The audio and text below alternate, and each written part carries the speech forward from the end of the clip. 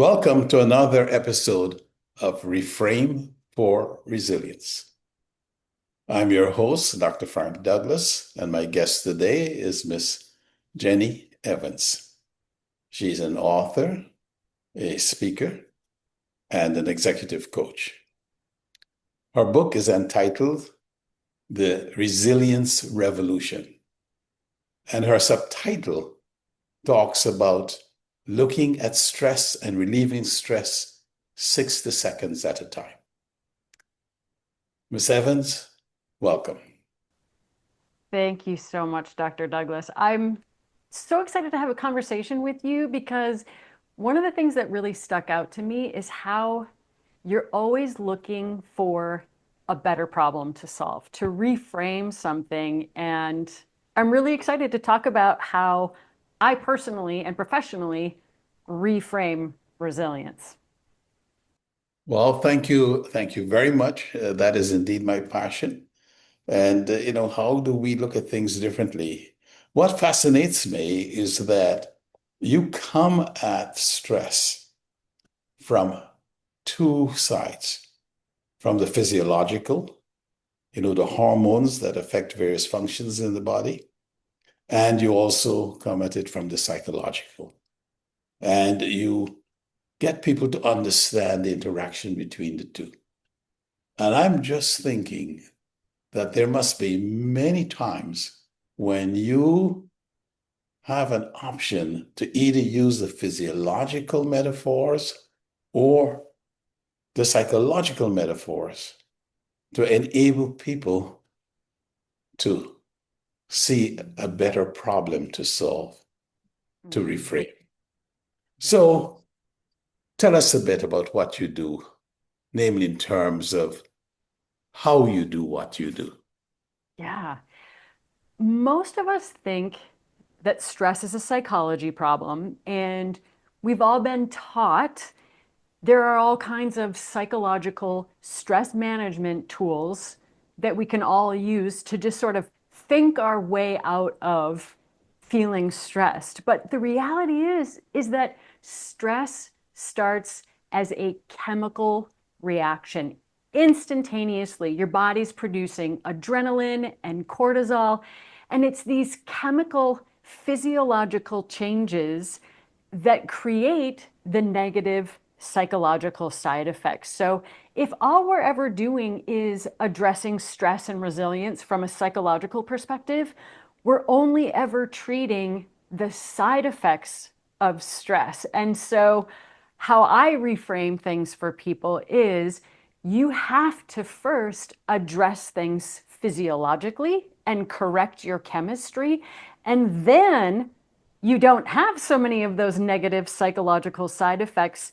And then you can actually use your brain because that stress response actually turns off your prefrontal cortex, that rational part of your brain. And what cortisol does is really give the driver's seat to your primitive caveman brain that is just emotional and reactive. It does not have the capacity for thought. And that's why I say you can't think yourself out of a stressful situation because when that stress response is triggered, you don't have access to the advanced part of your brain. Actually, what you're doing is a reframe in itself because what most people tell us is that first you have to deal with the emotional response. And when you deal with that, the physiological responses will take care of themselves. So that is in itself a reframe. Yeah. Can you give us an example of course, without revealing confidences, of an interaction with one of your patients?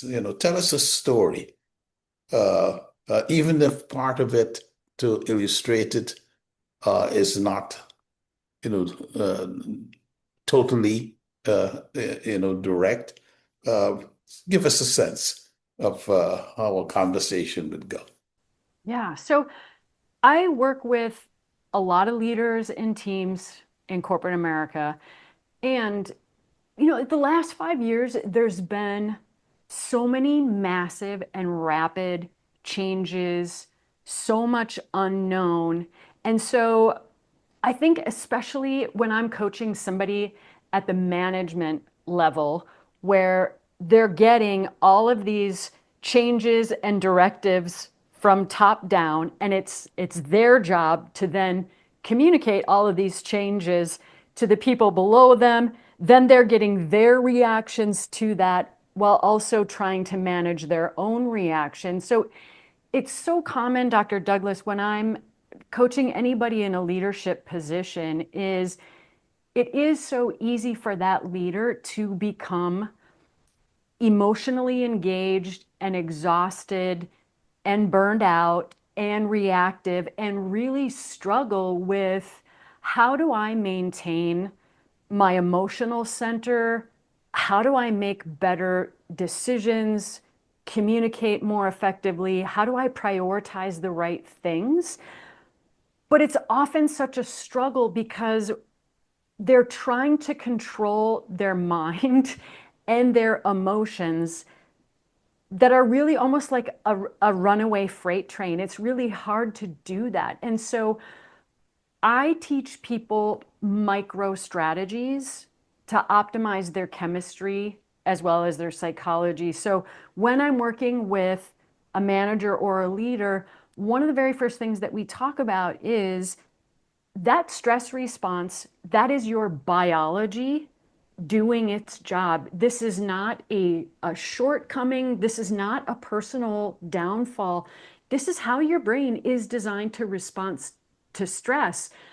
But how your body is responding to stress ideally is fighting or fleeing. And that's what actually rids the body of cortisol and then produces another set of hormones, things like endorphins and endocannabinoids and human growth hormone and brain derived neurotrophic factor that neutralize those stress chemicals. And what my research shows is it only takes 30 to 60 seconds of a micro burst of movement to burn off that cortisol and get those bliss molecules. So I tell them, you know what?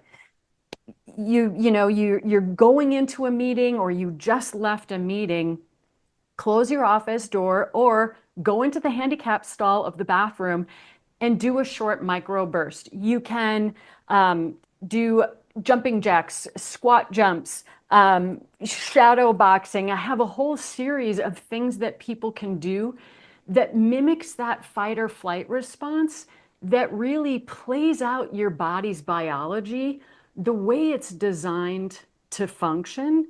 So now that you've actually enacted that fight or flight response, now you have access to your advanced brain where you can communicate more efficiently, more effectively. Um, I think this also comes down to a lot of people who have kids and you're parenting, and how do you do that in a rational, calm way when there's that part of you that just wants to yell and throttle them of, you have to address it physiologically, and then you can do a much better job of addressing it psychologically. So you turn this around and you tell them that when you're faced with that situation, it's not fight or flight, it is flight and fight. So you flee from the situation and give yourself the 36th minute, 60 second rather, opportunity to fight, to do something To physical. reproduce that fight or flight response. And that really is the key to resetting your system after Mhm. stress instead of keeping it locked in that stress mode where your body's just pumping out that adrenaline and cortisol. Ah, so you say to them, accept the fight or flight response. Go find a place very quickly before you go into the setting where you can actually not enjoy, but accept the fight or flight response and deal with it in 36 seconds. Yes. And actually will then be able to deal with the emotional side of it. And in fact, you probably won't have to deal with the emotional side of it because Precisely. the endorphins would have kicked in. You're feeling much better because of the endorphins, the endocannabinoids, etc. Yep. And Very, you know, very even I'm interesting. saying like, okay, instead of taking the elevator that meeting, find the Yeah. stairwell and sprint up those stairs. And I'm not talking about 5 minutes of doing stairs so you get to the meeting and you're sweaty and completely out of breath. I'm talking about these short micro bursts that reset your chemistry and your psychology. So from a resilience perspective by which I'm thinking of having trained the primitive brain to interpret things differently, not to initially interpret that this is adversarial, you know, uh, this that's a weapon, but to be able to step back, take a pause. What do you do? How do you help managers and upper managers to think that way when dealing with the stressful situation, as today, I'm sure every day Yeah. they're Yeah. dealing with situations that were unpredictable. Another micro strategy that I teach is reconnecting with your sense of purpose. And that research shows that purpose is essential for resilience. So, primitive brain is really all about survival. Advanced brain is really all about survival for what? The search for meaning and fulfillment and significance is one of our advanced brain's superpower. And when we even just pause and reflect, what are my values? What are my beliefs? What's my sense of purpose? When we write and journal about those things, when we have conversations about those things, that produces things like GABA and endorphins that make us happy, confident, extroverted, goal oriented. So when we can reconnect with our why, the how becomes less of a problem. You know, when we're connected to our values and our beliefs, we are on a mission that matters. And life missions are hard. There's change, there's the unknown. It takes a lot of time. But when you are fueled by that sense of passion and persistence, that creates a tremendous amount of grit and resilience. So I have tools to help leaders, managers, employees, people. How do I get more clarity on values, beliefs, and purpose? Because that's also so important for resilience. And that's such a great way to get our advanced brain online. Miss Evans, thank you very much. We leave with that little nugget, which is when dealing with resilience, think about the why, the purpose, have clarity around that before dealing with the what. Yeah. And I do have a free tool. Um, if people want, they can go to jennyevans.com/your cortisol reset. And I have a cortisol reset protocol, things that they can do in 30 to 60 seconds to change their chemistry and their physiology.